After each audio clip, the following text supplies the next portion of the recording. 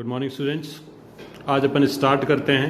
कल अपन ने एम्ब्रियो का डेवलपमेंट पढ़ा था और अपन ने ये बता दिया था कि जाइगोट से फर्स्ट क्लीवेज होता है तो 2 सेल कंडीशन बनती है, 4 सेल कंडीशन बनती है, 8 सेल बनती है, 16 बनती है और फिर लास्ट में बनता है ये ब्लास्टोसिस्ट, है ना। ये जब नीचे नीचे आता है तो ये ब्लास्टोसिस्ट जो होता है फिर ये यूट्रस के अंदर चला जाता है, जिसको हम बोलते हैं इम्प्लांटेशन। धस जाता है ना, इसको हम बोलते हैं इम्प्लांटेशन। अब इम्प्लांटेशन जैसे ही होता है हम बोलते हैं प्रेगनेंसी स्टार्ट हो गई है। हम क्या बोलेंगे? प्रेगनेंसी स्टार्ट हो गई है। अब जो हमारा नेक्स्ट टॉपिक है वो है प्रेगनेंसी एंड एम्ब्रियोनिक डेवलपमेंट। ठीक है, अब देखो एम्ब्रियो कैसे डेवलप होता है। तो लास्ट स्ट्रक्चर जो हमने छोड़ा था वो क्या था बताओ? ट्रोफोब्लास्ट, है ना। ये बाहर वाला ये ब्लास्टोसिस्ट था। लास्ट स्ट्रक्चर जो अपन ने पढ़ा था कल की क्लास जहां एंड की थी वो क्या था? ट्रोफोब्लास्ट। ठीक है, सॉरी ब्लास्टोसिस्ट। ब्लास्टोसिस्ट जो बाहर वाली जो लेयर थी इसको हमने क्या बोला? ट्रोफोब्लास्ट। और अंदर एक जगह पर सेल्स का मास था जिनको हमने बोला इनर सेल मास। ठीक है, अब ये यूट्रस में है। अभी किस में है ये? अभी इस पूरा स्ट्रक्चर यूट्रस में है। तो ये ट्रोफोब्लास्ट की जो इस पर सबसे पहले क्या होता है? इस ट्रोफोब्लास्ट पे कुछ अंगुलियों जैसे उभार बनते हैं। इन अंगुलियों जैसे उभार को हम क्या बोलते हैं?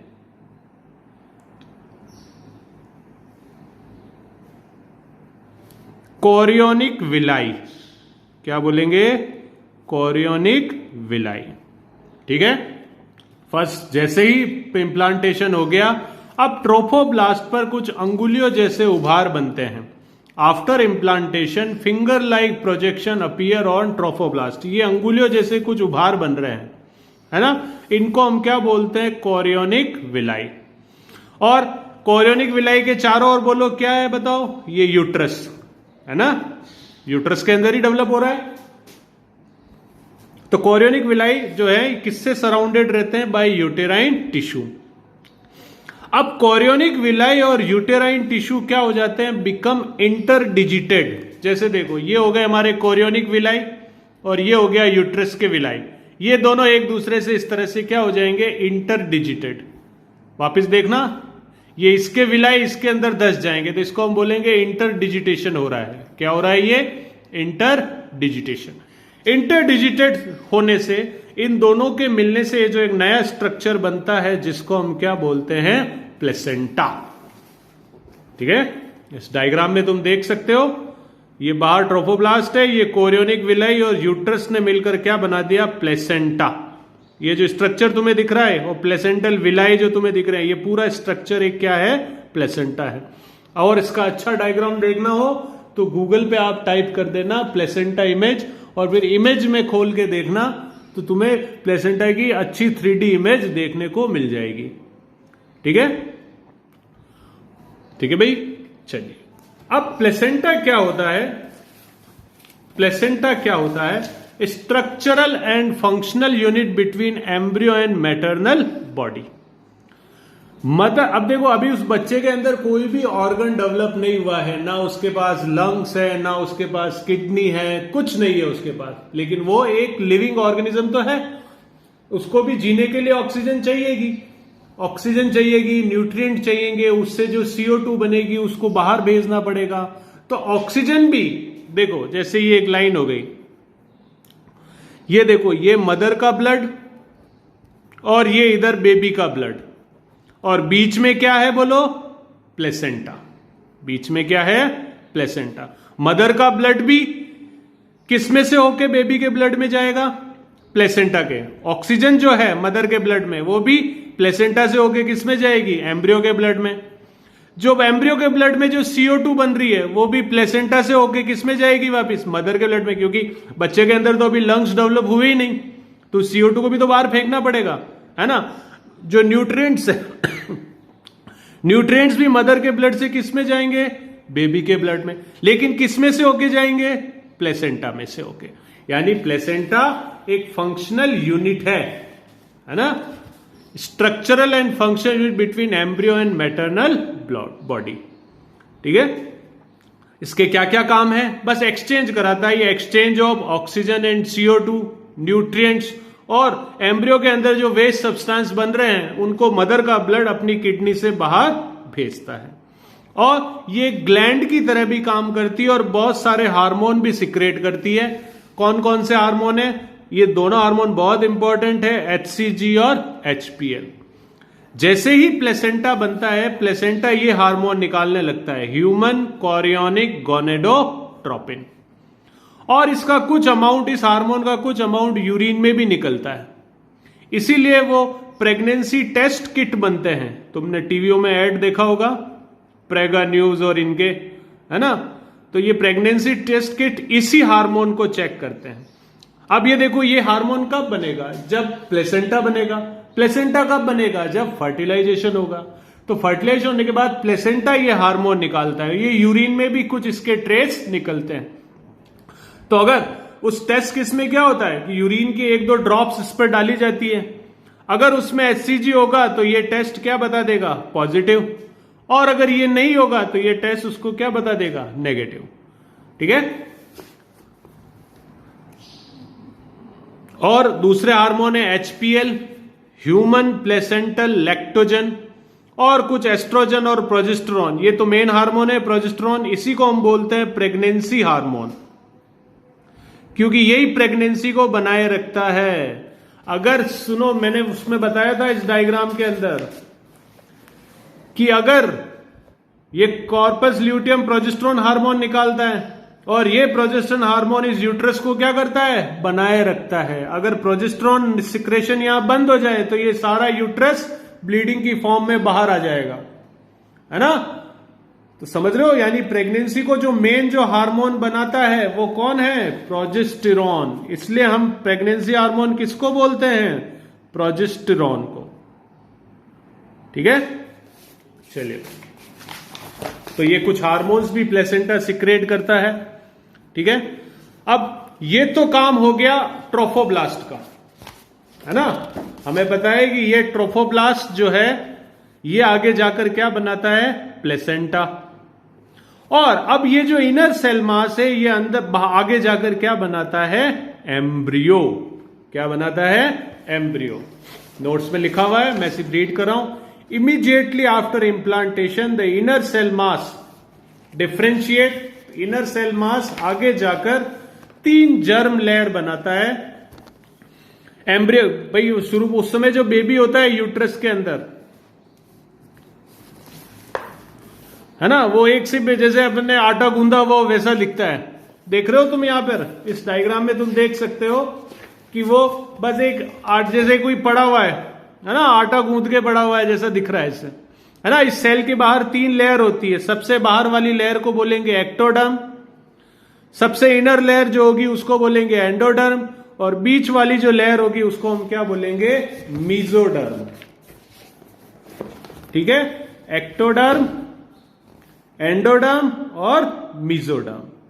मीजोडर्म याद रखना बाद में डेवलप होती है एक्टोडर्म और एंडोडर्म के बीच में, और यही आगे जाके हमारे सारे ऑर्गन्स बनाते हैं। जैसे एक्टोडर्म आगे जाकर आपकी क्या बनाएगा? स्किन बनाएगा, है ना?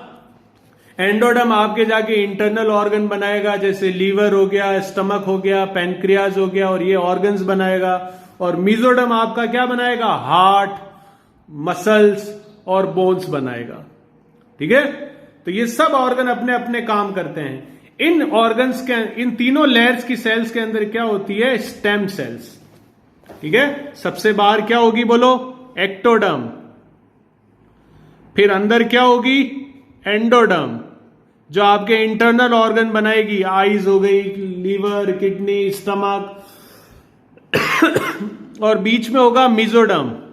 मीजोडर्म आपका जाके आगे जाके हार्ट और ये सब स्ट्रक्चर बनाएगा। इन तीनों लेयर्स के अंदर क्या होती है? Stem cell. क्या होती है बोलो? Stem cell. Stem cell human के अंदर वो सेल होती है जो आगे जाकर किसी भी ऑर्गन्स को बना सकती है। समझ रहे हो आप, है ना? स्टेम सेल, इसीलिए स्टेम सेल रिसर्च पर अभी बैन है, क्योंकि जैसे ही अगर आप एम्ब्रियो से स्टेम सेल निकाल लोगे, उस एम्ब्रियो की तो क्या हो जाएगी? डेथ। उसकी तो क्या हो जाएगी भाई? डेथ, है ना? ये शुरुआती स्टेज में ही ये स्टेम सेल दिखती है, बाद में ये डिसअपियर हो जाती है भाई, है ना? एक बार ऑर्गन डेवलप हो गया फिर ये सेल नहीं दिखती है। इसकी इंटरनेशनल मार्केट में बहुत डिमांड है स्टेम सेल की, है ना? क्योंकि स्टेम सेल से, जैसे मान लो किसी का हार्ट खराब हो गया, आप उस जगह पर क्या डाल दो? Stem cell. वो आगे जाकर उस आदमी का पूरा नया हार्ट बना देगी, है ना? ये किसी भी ऑर्गन को बना सकती है, पर ये कभी एक ऑर्गेनिज्म नहीं बना सकती। कोई ऑर्गन बना सकती है, पर ऐसा का ऐसा एक इंसान ये नई सेल नहीं बना सकती है। ठीक है, तो याद रखना है, क्या याद रखोगे कि ब्लास्टोसिस्ट की 2 लेयर होती है। ट्रोफोब्लास्ट तो आगे जाकर बनाता है प्लेसेंटा, और इनर सेल मास आगे जाके बनाता है, इन तीनों को हम बोलते हैं जर्म लेयर। क्या बोलते हैं? Germ layer. एक्टोडर्म, एंडोडर्म और मेसोडर्म नोट्स में लिखा हुआ है, इनको डिटेल से देख लेना। अब प्रेगनेंसी स्टार्ट हो गई है। ह्यूमन के अंदर प्रेगनेंसी कितने महीने की होती है? 9 महीने की होती है। ठीक है, डॉग्स के अंदर ये कम होती है जितनी, और एलिफेंट्स के अंदर ये करीब 540 यानी 1 साल 9 महीने, 2 साल के लगभग होती है। और डॉग्स और कैट्स में ये 3-3 महीने की होती है। और चूहे के अंदर ये 1 महीने की होती है। जिराफ के अंदर ये 420 दिन की होती है। गाय के अंदर अपने ये 8-9 महीने की ही होती है भाई। ठीक है, तो अपने अंदर प्रेगनेंसी 9 महीने की होती है। इसको हम बोलते हैं गेस्टेशन पीरियड। डेफिनेशन लिख रहा हूं यहां पर मैं, gestation period, time period between implantation and delivery of baby या birth of baby, delivery of baby. Implantation से बेबी का जब तक जन्म हो रहा है उसके बीच का जितना भी टाइम पीरियड है उसको हम क्या बोलते हैं? इम्प्लांटेशन। ठीक है, अब देखो कैसे डेवलप होता है। पहला महीना जो होता है प्रेगनेंसी का, after first month of pregnancy embryo का क्या बन जाता है? बोलो, हार्ट, है ना? और इस समय डॉक्टर्स का स्टेथोस्कोप लगाकर हम उसकी हार्ट बीट को क्या कर सकते हैं? सुन सकते हैं। ये इसी तरह के सवाल आते हैं नीट और इनमें जाओगे तो इसी तरह क्वेश्चन पूछेंगे कि एम्ब्रियो का हार्ट कब बनता है? प्रेगनेंसी के फर्स्ट मंथ में। By the end of second month of pregnancy क्या डेवलप होते हैं? लिम्स और डिजिट, हाथ और पांव निकल आते हैं। पहले तो आटे का यूं ही पड़ा हुआ था वो, है ना? एक बदला पड़ा हुआ था एक जैसे उसके जैसे। अब उसमें क्या डेवलप हो जाते हैं? लिम्स और डिजिट, यानी हाथ पांव निकल जाते हैं। और उनमें क्या निकल जाती है? अंगुलियां। बताओ अंगुलियां कब फॉर्म होती है? After second month of pregnancy.